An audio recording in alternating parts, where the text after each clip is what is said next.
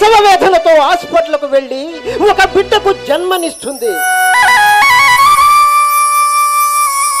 అక్కడ ఆమెకు operation చేయించినటువంటి doctor ఆమె భర్తను పిలిచి, అయ్యా, అతి కష్టం మీద నీ బిడ్డను బ్రతికించగలిగాను, కానీ నీ భార్యను మాత్రం ఇంకొక 5 నిమిషాలు 10 నిమిషాల నుంచి బ్రతికించలేము అని చెప్పాడంట.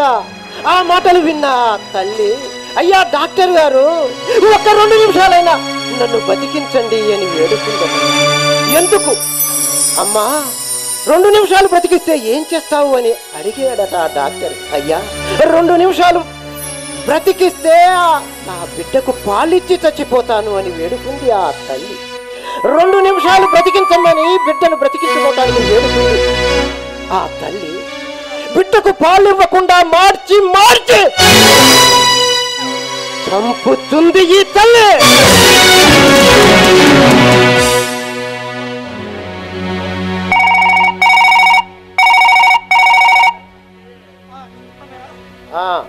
అన్నయ్య చెప్పు.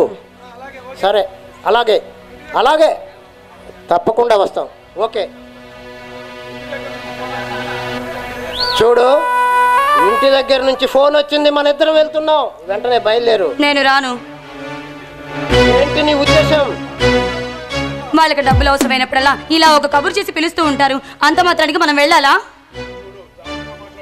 మాట్లాడుతున్నావు? అసలు వాళ్ళ గురించి నీకేం తెలుసే? మీ జాతి మొత్తాన్ని కాచి వడపోసిందాన్ని. మీ వాళ్ళ గురించి నాకు చెప్పమాకండి. డబ్బులు అలా అలా అలా వెదజల్లుతూ ఉంటే కుక్కల్లాగా తోకూపుకుంటూ వస్తారు మీ వాళ్ళు. మళ్ళీ నాకు చెప్తున్నారు, అదే రూపాయి ఇవ్వకపోకపోండి నాగుపాములా కాటు వేస్తారు. అదంతా నాకు అనవసరం, నువ్వు ఇప్పుడే బయలుదేరుతున్నావు. నేను రాను రాను రాను. ఎవరినైనా తీసుకెళ్తా, జాగ్రత్త.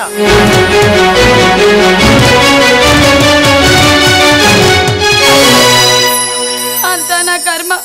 ఏ చెప్పినా వినరు. డబ్బులు ఇవ్వండి.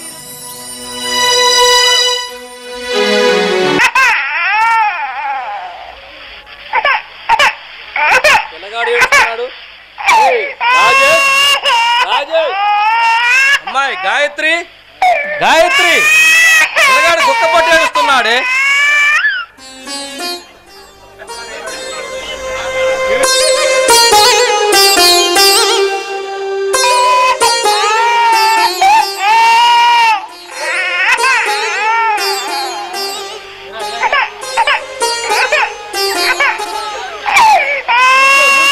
అమ్మా, నేను మీ తాతను రా.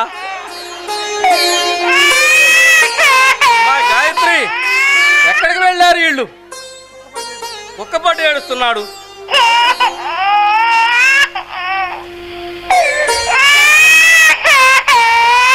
ఊరుకో ఊరుకో, నేను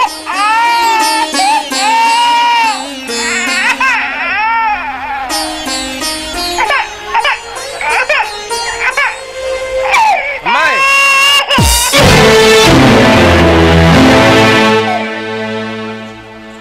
ఎంత ధైర్యం ఉంటే నా ఇంట్లోకి వెళ్ళి నా బిడ్డను బయటికి తీసుకొచ్చావు? సొంత మనవాడిని ఎత్తుకోవడానికి నీ పర్మిషన్ కావాలా? కావాలి. చూడమ్మా, దేవుడి గుడిలోకి వెళ్ళడానికి భక్తుడికి, కన్న కొడుకు ఇంట్లోకి వెళ్ళడానికి కన్న తండ్రికి ఎవడి పర్మిషన్ అవసరం లేదు. ఇక హక్కుల సంగతి అంటావా?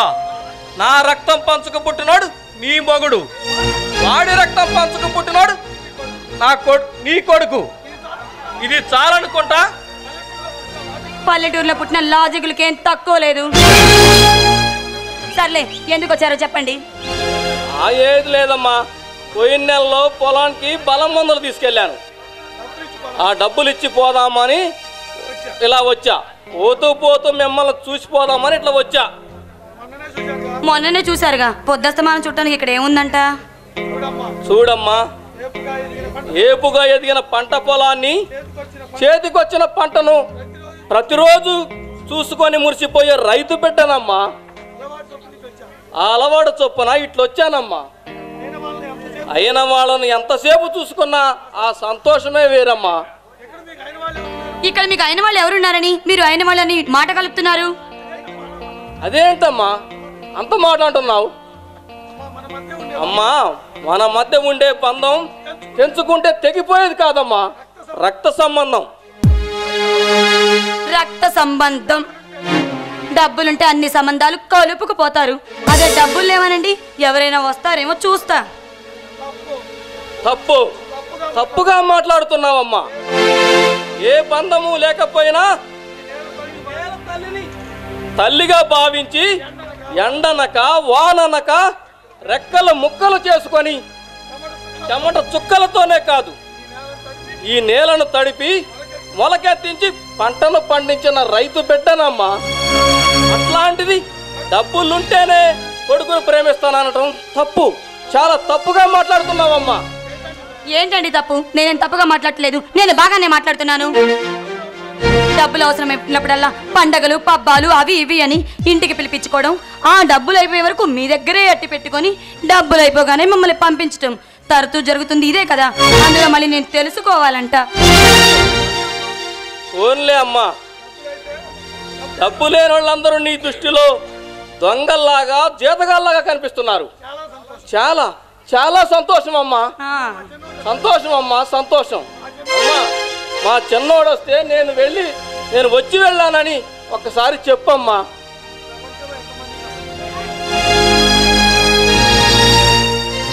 ప్రపంచంలో ఎంతో మంది చేస్తున్నాడు, ఈ ముసలుడు ఎందుకు సావట్లేదు?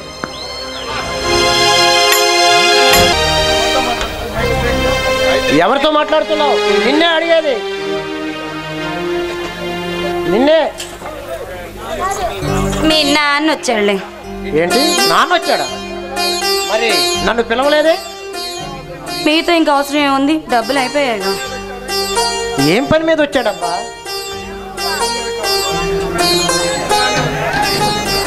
అదేదో అక్కడ పెట్టెళ్ళారు, తీసుకోండి.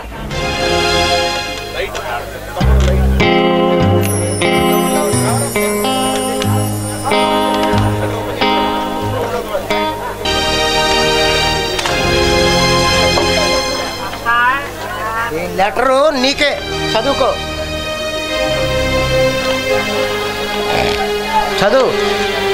చదవచ్చు కదా, సర్లే మీరే చదవండి.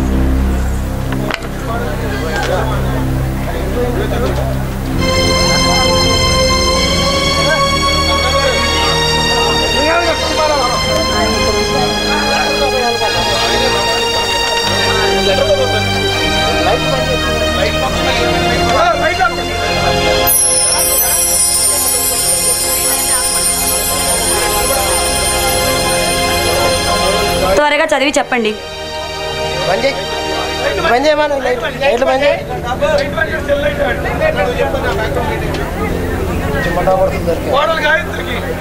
కోడలు గాయత్రికి నా ఆశీస్సులు. పెళ్ళైన 10 సంవత్సరాల తర్వాత తొలిసారిగా మా ఇంటికి వచ్చావు. 1000 దసరా పండుగలు ఒకే రోజు వచ్చినంత సంతోషపడ్డాం. నువ్వు వచ్చేటప్పుడు నీ అక్కకు, నీ బావగారికి, అదేనమ్మా మీ బావగారి భార్యకు, మీ అత్తయ్యకు, మీ అన్నయ్య కొడుకు, మీ బావగారి కొడుక్కి బట్టలు తీసుకొచ్చావు. వాటితో పాటుగా 50,000 రూపాయల డబ్బులు కూడా తీసుకొచ్చావు.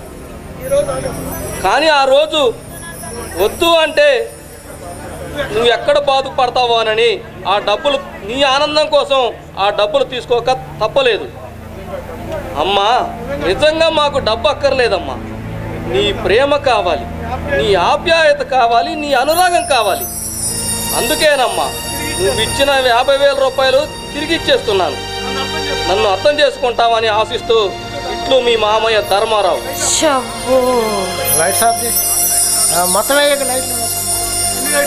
బాగా రాశారులే మీ నాన్నగారు ఉత్తరం.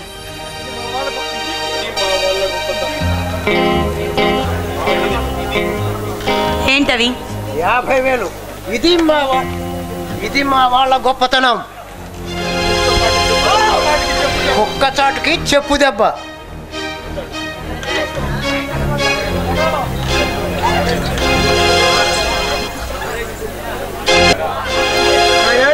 రాజేష్, రాజేష్, ఏంటి గంగాధర్, ఏంటి హడావుడి పడుతున్నావు?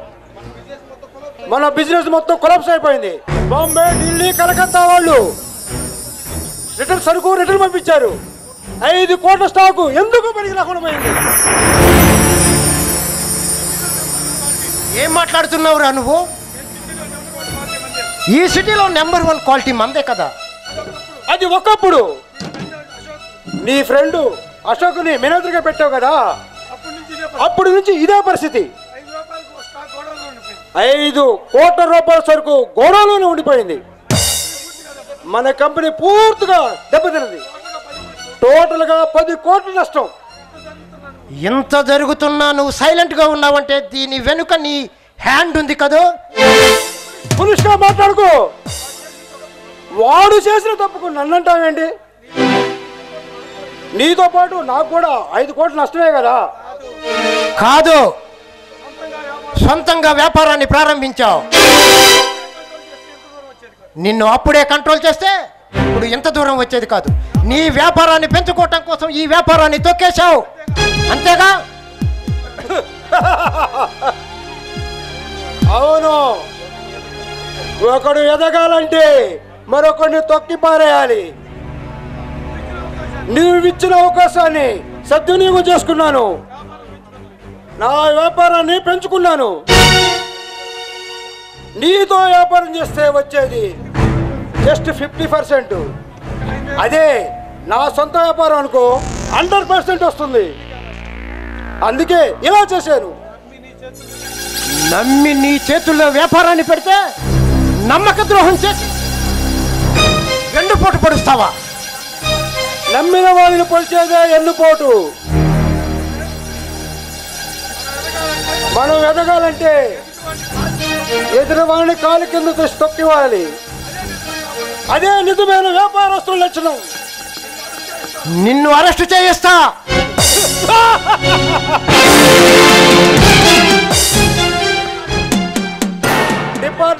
డిపార్ట్మెంట్ మొత్తాన్ని డబ్బుతో కొంటాను.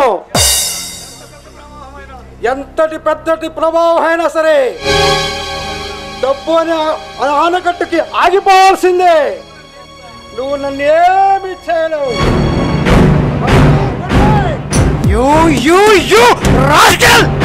ఎంత మోసం చేస్తావురా?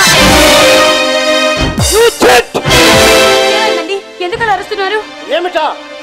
ఆ గంగాధర్ గారు నమ్మి వ్యాపారాన్ని వాడి చేతిలో పెడితే నమ్మక ద్రోహం చేశాడు. 10 కోట్ల రూపాయల నష్టం. నమ్మారు కాబట్టి మోసం చేసి ఉంటాడు. తప్పే ముందులేండి. అంటే ఒక మనిషిని నమ్మటం తప్పంటావా? తప్పే, ముమ్మాడికి తప్పే. అన్ని వ్యాపారం మొత్తం అతని చేతిలో పెట్టినప్పుడు కనీసం మేనేజింగ్ అయినా మీ చేతిలో పెట్టుకోవాలి కదా. ఎంతో మంది దగ్గర అప్పు తీసుకొచ్చాను. ఈ విషయం తెలిస్తే వాళ్ళంతా ఇంటి మీద పడతారు. ఇప్పుడు ఏం చేయాలో అర్థం కావట్లేదు. ఆస్తి మొత్తం అమ్మినా అప్పు తీర్చలేవు. ఇప్పుడు ఏడు చేయని లాభం లేదు. ఆ ఏడుపేదో ముందే ఏడవలసింది. కనీసం అవన్నా మిగిలేయి. అయినా నా కర్మ, ఏం చేస్తాను? అనుభవించాల్సిన టైంలో ఎటు అనుభవించలేకపోయాను. ఇప్పుడు అనుభవిద్దామన్నా ఏమీ మిగల్చకుండా చేశారు. ఒక్క వెన్నుపోటుతో కుబేరుణ్ణి కాస్త కుచేలుని చేశాడు ఆ రాస్కల్. ఆ కుచేలుడి వెనకాల శ్రీకృష్ణుడు ఉన్నారు. తమరి వెనక ఎవరున్నారు? పీక్కొని తినే మీ నాన్న వాళ్ళు, మీ అమ్మ వాళ్ళు తప్పితే. అయినా ఇవన్నీ నాకెందుకులే. వంట ఏం చేయమంటారు?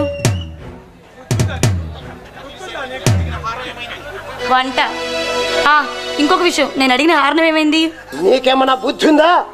వ్యాపారం లాస్ వచ్చి నేను ఇబ్బంది పడి బాధపడతా ఉంటే నీకు హారం కావాల్సి వచ్చిందా? ఇది మంచిగా ఉంది. అయితే వ్యాపారాలు నష్టం వచ్చిందని తిండి తింటాం, నిద్రపోవడం కూడా మానేస్తారా ఏంటి? రేపటి నుంచి మన పరిస్థితి అదే.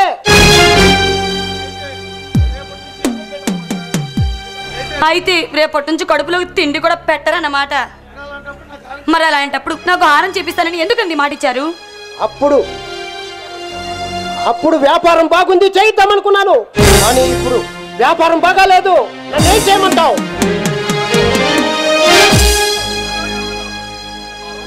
ఆ రోజు ఏమన్నావు నువ్వు? నేను బాధ పెడితే చూడలేని అన్నావు కదా. నువ్వు అన్నిట్లో ఫెయిల్ అయ్యావు. ఇప్పుడు నేను నిన్ను చూస్తున్నాను. నువ్వు దేంట్లో చేతగాని వల్ల మిగిలిపోయావు. అన్నిటిలో నేను ఫెయిల్ అయ్యాను. స్నేహితుణ్ణి నమ్మి వ్యాపారం వాడి చేతిలో పెట్టి అక్కడ ఫెయిల్ అయ్యాను. అనుకూలవతి అయిన భార్య దొరుకుతుందని ఊహల్లో మేడలు కట్టించి ఇక్కడ ఫెయిల్ అయ్యాను. దేవుడా, ఇలాంటి పెళ్ళాన్ని ఎవరికి ఇవ్వకు. ఇచ్చావంటే వాడు 2 రోజుల కంటే ఎక్కువ బ్రతకడు.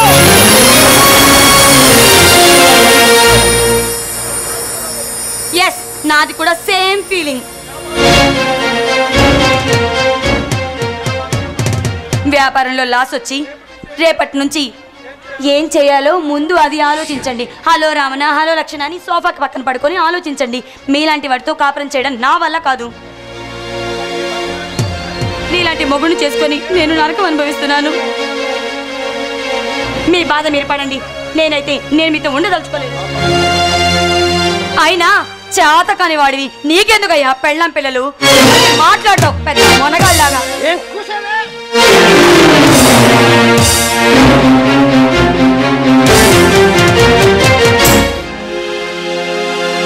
కౌగిలే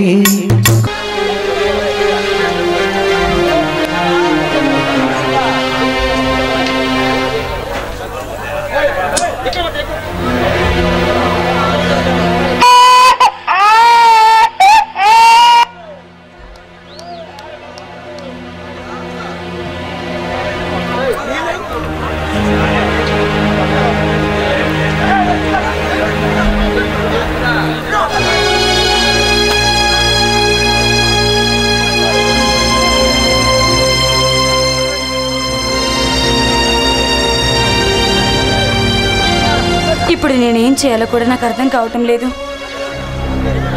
నా జీవితం గురించి తలుచుకుంటేనే నాకు భయంగా ఉంది. ఏం చేయాలి? ఈయనతో ఇంకా నేనుంటే నేను సుఖపడలేను. అందుకు నేనేం చేయాలి?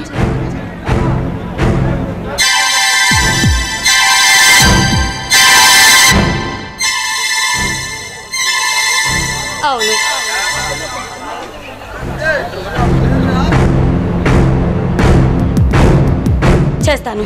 అదే చేస్తాను. నన్ను ప్రేమించి నాకు స్వర్గం చూపిస్తానన్నా. నాకు ఊహించుకుంటేనే మాటలు రావట్లేదు. ఆ గంగాధర్ దగ్గరికి వెళ్ళిపోతాను. అతనితోనే ఉంటాను. అతన్ని పెళ్లి చేసుకుంటాను.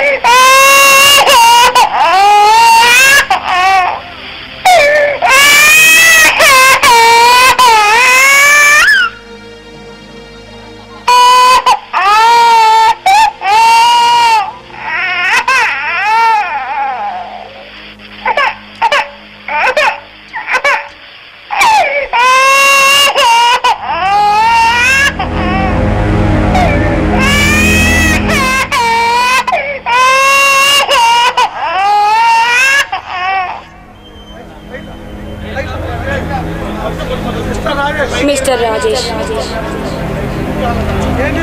నేను నిన్ను పెళ్లి చేసుకుంది నీ చదువు చూసో నీ అందం చూసో కాదు, కేవలం నీ వెనక ఉన్న ఆస్తిని చూసి. కానీ ఇప్పుడు ఆస్తి లేదు, నీ దగ్గర ఏమీ మిగలలేదు. అందుకే నేను వెళ్ళిపోతున్నాను. డబ్బులున్నా నా గంగాధర్ దగ్గరికి నేను వెళ్ళిపోతున్నాను. జీవితంలో మళ్ళీ మీ దగ్గరకు నేను రాను. నాకు డబ్బే ముఖ్యం, నీ ప్రేమ కాదు, నువ్వు కట్టిన ఈ తాళి కాదు. వెళ్ళొస్తాను. ఆ రోజు నీ ఆస్తి చూసే నిన్ను ప్రేమించా, మళ్ళీ చెప్తున్నా ఆస్తి చూసే ప్రేమించాను. నీ ఆస్తి లేనప్పుడు నువ్వు మాత్రం నాకెందుకు? ఆ పుట్టిన బిడ్డ నాకెందుకు? ఎలాగొచ్చావండి?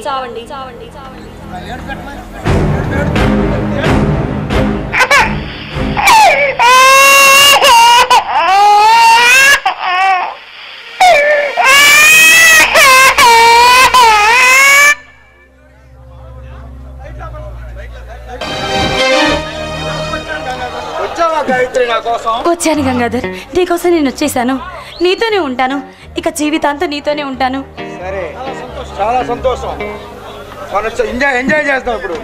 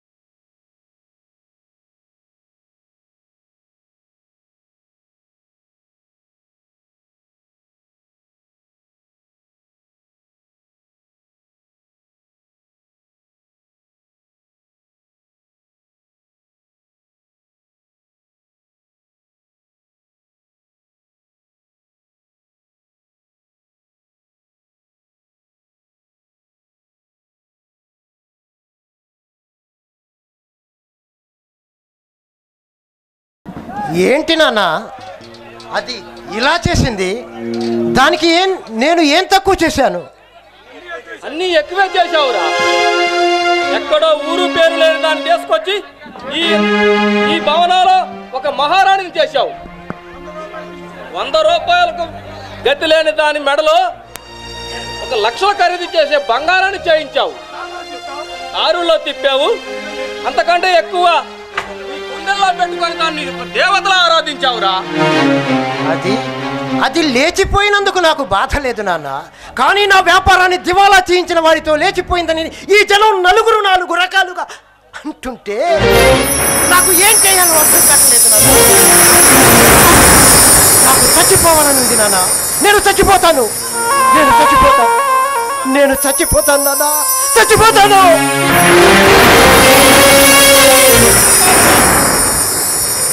నువ్వెందుకు చావాలరా? అది చావాలి. ఒరే చిన్నోడా, పంట చేనుకు తెగులు పడితే మందు కొడతాం. అది తగ్గకపోతే ఆ పంట పీకేసి వేరే పంట వేస్తాం. ఇవి అంతే. అది లేచిపోతే ఏందిరా? దానికంటే మంచి గుణవద్రాల్ని, అందమైన దాన్ని తీసుకొచ్చి నీకు ఇప్పుడే పెళ్లి చేస్తాను రా. మీరు తప్పు మాట్లాడుతున్నారు నాన్న. తప్పు మాట్లాడుతున్నారు. పంట చేనుకు తెగులు పడితే పీకేసి వేరే పంట వేసుకుంటావు నాన్న. అది 1 సంవత్సరం వరకే.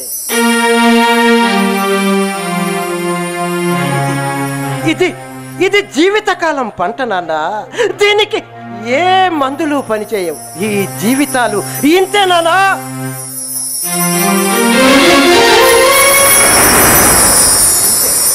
ఇంతే, ఇలా రాలిపోవాలి. ఇట్టాంటో నువ్వు వదిలి వెళ్ళిపోవడానికి దానికి మనసు ఎలా వచ్చిందిరా? ఒరే బాబు, సరిగా అన్నం తిని ఎన్ని రోజులైందిరా? లోపలికి పదరా, అన్నం తిందు గాని. నాకు ఆకలిగా లేదు నాన్న. మీరెళ్ళి వివం చేయండి, నేను తర్వాత తింటాను. వెళ్ళండి నాన్న, వెళ్ళండి.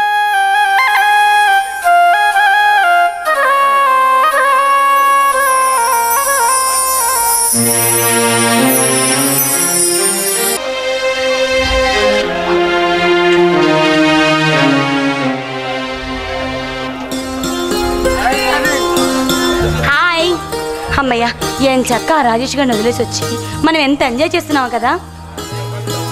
అది ఇలాగే ఎంజాయ్ చేయాలి మనం. అది నా లైఫ్. నీతో ఉంటే ఎంత ఆనందంగా ఉందో తెలుసా? ప్రతిదీ సినిమా కంటే సినిమాకి, బయటికంటే బయటికి, గోవాలు అసలు ఎక్కడెక్కడో తిప్పుతున్నావు. అసలు నిజంగా నేను చాలా హ్యాపీగా ఉన్నా. ఇప్పుడేం చూసావు? ఇంకా ముందు ఉంటాయి. పెద్ద స్టార్ మాటలు తిప్పుతాను నేను. ప్రపంచంలో ఎవరు చూడని అన్ని అందాలు నీకు చూపిస్తాను. That is Gangadhar. ఈ గంగాధర్ అంటే ఎవడైనా సరే